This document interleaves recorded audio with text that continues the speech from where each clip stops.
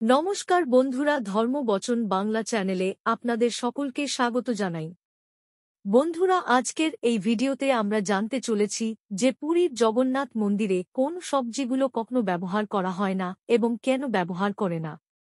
এই সবজিগুলোর মধ্যে কিছু সবজি আছে যেগুলো আমাদের ভুলেও কখনো খাওয়া উচিত নয়, কারণ এটি ভগবান শ্রীকৃষ্ণের পছন্দের নয়। যদি বাড়িতেও এই ধরনের কিছু সবজি ঢুকে থাকে তাহলে আজ থেকেই এগুলোকে খাওয়া বন্ধ করে দিন বা কম খান। এতে ভগবান শ্রীকৃষ্ণ অত্যন্ত খুশি হবেন এবং আপনিও শ্রীকৃষ্ণের কৃপা লাভ করতে পারবেন। তাহলে চলুন দেরি না করে জেনে নেওয়া যাক যে কোন জনপ্রিয় সবজিগুলো জগন্নাথ মন্দিরের রান্নাঘরে ব্যবহার করা হয় না এবং কেন ব্যবহার করা হয় না। ভিডিওটি শুরু করার আগে আপনারা যারা এই চ্যানেলে নতুন তারা অবশ্যই চ্যানেলটি সাবস্ক্রাইব করুন এবং বেল বটনে প্রেস করুন এরকম আরও অনেক নতুন ভিডিওর নোটিফিকেশন পেতে। ভিডিওটি দেখে যদি ভালো লাগে তাহলে অবশ্যই একটি লাইক করবেন এবং সবাইকে শেয়ার করবেন যাতে তারাও ভিডিওটি দেখে উপকৃত হয় এবং কমেন্টে জয় জগন্নাথ বা জয় শ্রীকৃষ্ণ লিখতে ভুলবেন না। বন্ধুরা, আমরা সকলেই জানি যে জগন্নাথ মন্দিরের রান্নাঘরকে বিশ্বের সবথেকে বড় রান্নাঘর বলে মনে করা হয়। রোজ এখানে শত মানুষ জুড়ে যায় ভোগের রান্না তৈরি করতে। জগন্নাথ মন্দিরের রান্নাঘর দেখলে চমকে যেতে পারে যে কেউ। তা চওড়ায় প্রায় ৮০ ফুট এবং লম্বায় ১০০ ফুট। সেখানে রান্নার জন্য জলে ২৪০ উনুন। তবে বিভিন্ন উনুনে বিভিন্ন রান্না হয়। এই রান্নাঘের তৈরি খাবার রোজ খান প্রায় ১ লক্ষ ভক্ত। সেখানে তৈরি খাবার দিয়েই ভোগ নিবেদন করা হয় জগন্নাথ, বলরাম ও সুভদ্রাকে।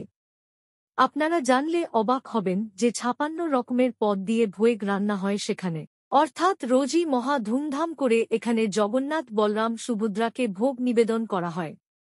তারপরেই ভক্তরা সেই ভোগের প্রসাদ খেয়ে প্রসন্ন হয়। কিন্তু আশ্চর্যের বিষয় হল এটা যে ভোগে এত পদ দিলেও এমন কিছু সবজি আছে, শুধু সবজি নয়, এমন কিছু জনপ্রিয় সবজি আছে যা কখনো ব্যবহার করা হয় না জগন্নাথ মন্দিরের এই রান্নাঘরে।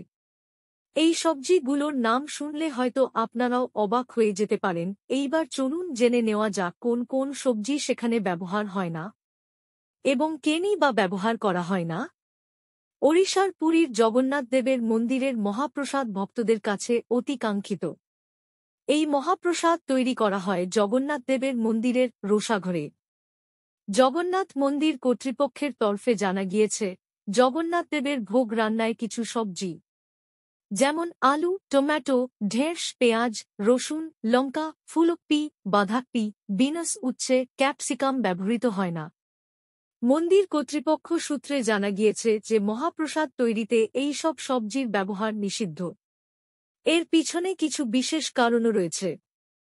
যেমন জগন্নাথ দেবের মন্দির বহু হাজার বছর পুরনো, কিন্তু এই সবজিগুলোর অধিকাংশই এসেছে ১৬০০ খ্রিস্টাব্দ বা তারপর।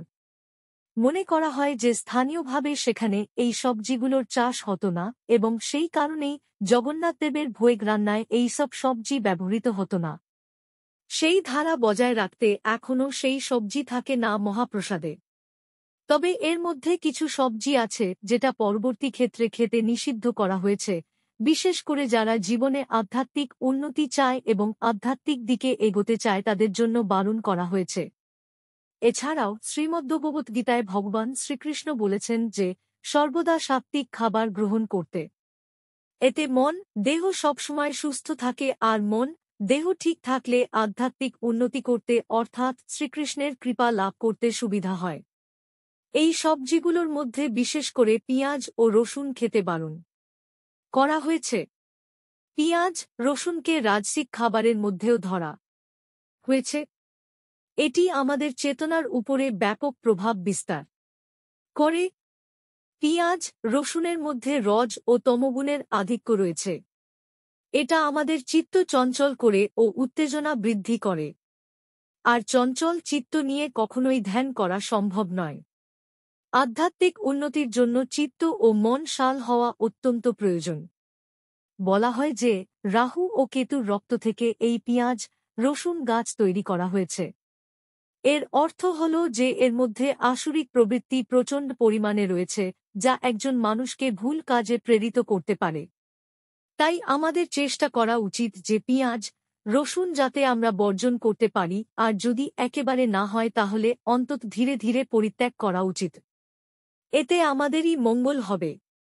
অনেকে বলে আযুর্বেদে তো পেঁয়াজ রসুন খেতে বলা হয়। আযুর্বেদে পেঁয়াজ রসুন খেতে বলা হয়, তবে সেটা চিকিৎসার জন্য এবং সেটা কিছু সময়ের জন্য, সব সময়ের জন্য নয়।